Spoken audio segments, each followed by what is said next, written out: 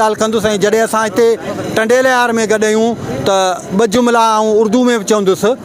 अपने उन उर्दू भाइयों के लिए, उर्दू बोलने वाले हमारे दोस्तों के लिए, कि ये जो सिविल सोसाइटी है टंडोलयार की, ये सिर्फ उर्दू सिंधी बोलने वालों की नहीं है, ये उर्दू बोलने वालों की भी सिविल सोसाइटी है। जब हम एहतजाज के लिए आते हैं, चाहे वो हमारा एहतजाज बहरिया टाउन के ख़िलाफ़ हो या किसी और मसले पे हो, सिंध का मुआशी मसला हो या सिंध का कोई इनफरादी मसला हो जिसमें कोई कत्ल हो गया हो, कोई खून हो गया हो, तो हमें उर्दू बोलने वाली सिविल सोसाइटी नज़र नहीं आती। ना ही वो सिविल सोसाइटी हमें सोशल मीडिया पे नज़र आती है, न वो